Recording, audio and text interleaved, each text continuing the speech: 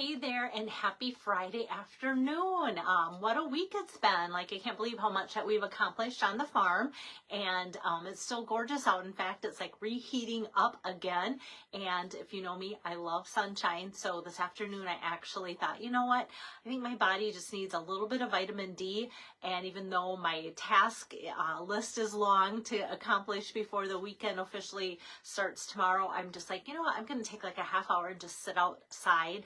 And I don't know if you're like me, but when I'm out in the sun, sometimes that wears me out. When I come in and get moving, and I drank like almost a whole thing of water already just to kind of rejuvenate me, I feel like I'm starting to come back to life. So hopefully this is my second wind and not something that's just going to go for the rest of the night, because I really want to get things done. So this is part of inspiring me, is getting on here and showing you something fun. So this card is one that was done at a recent class. It's using the Spotlight on Nature bundle, and normally when you've seen Spotlight on Nature use, it's like spring cards, the butterflies, the flowers, things like that. But to have some neutral tones kind of ties it in and makes it feel a little bit more fall. And I did this at a recent class, and they loved it. It was one of their favorite ones. And some of them just instead of using the stamps, the sentiments, I should say, from the stamp set, they just saved their little piece of paper so that they could take it home and make it like a birthday card or something different too, which is always fine. And I love how people think how they're going to use their card instead of just saving it and keeping it. So let me get my camera turned around here and show you here what I'm coming up with. I've got my October host code. So if you order using that code, you'll get something in the mail from me. So I won't go on about that because I have before. and also the kits. I just want to talk about kits because a couple people have mentioned kits just today. They are on sale. I am putting an order in soon for those that live local and want me to just pop a kit or two in my order for you so that you don't have to pay the full amount of shipping. We can all split it, and that's always fine. I'm always glad when you check in with me because I always have a running list of things. I'm sure you guys do too. Like, this is what I need from Stampin' Up, and I wait till my list gets to a certain threshold while you guys including your orders with me, then I can just place like an order together for everybody, and we all like saving on the shipping, don't we? All right, so it looks like I've got somebody here. Diane's joining me, so probably a slow start for Friday at 5 o'clock, right? People are going to be doing other things, but I know several of you watch on replay, so I'm still going to go forward, and this is going to come together really quick and easy. So the Spotlight on Nature in the annual catalog is on page 69. And like I said, you can see a lot of the kind of more florally things that they've done. But even this, I have a card that kind of has maybe the guts of this, but I'm going to rearrange it for an upcoming class too, using it and giving it some more of a fall feel. And I'm excited about that. And just the earth tones here, using that Country Woods Designer Series paper is what kind of gives that rustic warm feel for fall. And so let me just show you then how I am going to put that together. So I love our basic white cardstock. So our thick white. So I'm going to be using both. So the thick white I use when I'm going to be using that as my card base. So it's a lot thicker. And so because of that, it makes it a lot sturdier. And then the basic white, I use that for layering, because we don't want a lot of bulk in our layering. So I've got that to my color scheme and the Country Woods Designer Series paper, and then some early espresso as well. And a lot of this is just kind of piecing things together here. And I think I'm going to start with this Country Woods paper, and that is cut 3 by 4 inches. And let me get out some scratch paper here, because that's going to maybe stamp off the edges a little bit. I'm going to open up my early espresso ink pad. Here, I'm going to move this. And then kind of this leafy stamped image here is what I'm going to ink up. And I want to kind of get this towards the top because our sentiment's going to go across the bottom there, and I don't want to cover up too much of it. And this is just going to kind of come in at an angle. So that is how fun it is to stamp on our designer series paper. Sometimes we forget that that can be stamped on and that it will show up. And so that comes together really cool. So for that, I am just going to set aside, and now we're gonna build up our card until we get to the top couple of pieces. So like I said, card base is the thick white, opening that way.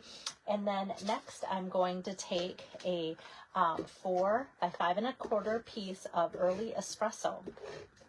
And you might say, why is there a hole in there? Because nobody is going to see that hole in the card, and I love using the paper saving technique. I try and do it as often as I can with classes, and shoot, I feel like I am missing, there they are. I kept thinking, where are all my little pieces for this card? So I cut little pieces of my sentiment, and now that I'm getting ready to do the card, I'm like, where's my little piece? It looks like a dial for some reason. I think here it is. So the Spotlight on Nature, I think I maybe used it on the last card I did, has like the little floral images, or I even joked and said some of them look like little pie crust or pot pie fluted edges that you would take your fork and make. And now this one has more of like almost a little floral technique too. So I'm just gonna poke out those extra little pieces here with my Take Your Pick tool. And those are gonna go everywhere, but that's okay. That's what vacuums are for, right? Try and not have my vacuum do too much of the work with my paper, but sometimes it's inevitable. All right. So that is what came out of there, in case you're wondering. So we're gonna use this piece later, but I'm like, why cut out a bunch of these when we're going to have this in there, right? Okay, so that's why that looks like that. And then the piece that I stamped on, that's 3 by 4, I cut out another piece of early espresso, 3 1/4 by 4 1/4. Lately, it seems like I'm doing a lot with these 3 by 4 pieces of designer series paper, and just the layout makes them all look different, and even where I place them on my card. And I kind of like the 3 by 4 because it uses up a whole sheet of 12 by 12 paper, if you do the math right? Okay, so now we've got that, and I'm going to just take and get some more adhesive on there, and then that's going to cover up that piece that I did the paper saving. Oops, we need a layer. Here we go. Okay, true story. I had some more people sign up for the class that I did this for. So this paper was the Country Woods that you kind of see, that's cut 3.75 by 5 inches. And I went, you know what, years ago, not that long ago, we had that 6 by 6 pack of the wood paper, all sorts of different looks and such. And so I bought several packs of it because I love that wood look, and I love that Stampin' Up! Gave that back to us in this new Country Woods. So I just cut up some of that because honestly, a lot of people love choices. I've noticed that I used to think, oh, if people can't copy my cards 100% exact, that they're gonna maybe feel stressed or not like it. But now I have found if I put in things that are maybe short a piece or two, or just plain give them the options, because one might look as cute as the other and I'm not sure which looks cuter, so I just lay them both out and then people get to choose. They love that. So it's kind of fun to see what people come up with. Okay, so I'm going to put this up just a little bit higher, not a lot, just so that when we put those added pieces on the bottom there, we'll have room for that and such too. Hi there, Kathy and Lynette and Joyce and Laura and Julie. Good to see you on here. Okay, so for this next part, I'm going to do a little bit more stamping. In the Spotlight on Nature, there's a pretty butterfly kind of folded up. So I'm just going to stamp that out here on a piece of basic white. And then in the stamp set, there's the Dear Friend and Thanks. And so I'm just going to do thanks. On my sample card here, you see the Dear Friend. So I think I'm just going to do thanks. And this is where I cut this one extra just before I went live. Like, I don't know where my little things are, but I have this cute little, almost looks like a miniature tackle box. And I love bringing this to class when I have those little pieces like so. And so it wasn't in with my a little stack of the leftover pieces because it's an odd size thing. Okay, so my last card we did some fussy cutting with those, maybe not the last card, but recent card.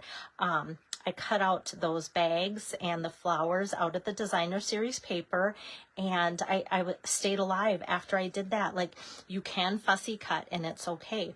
So, but I think when I do classes, you see a card like this with a butterfly and you just assume and look around and think, okay, where did Belle put that cut and emboss machine with the die for the butterfly?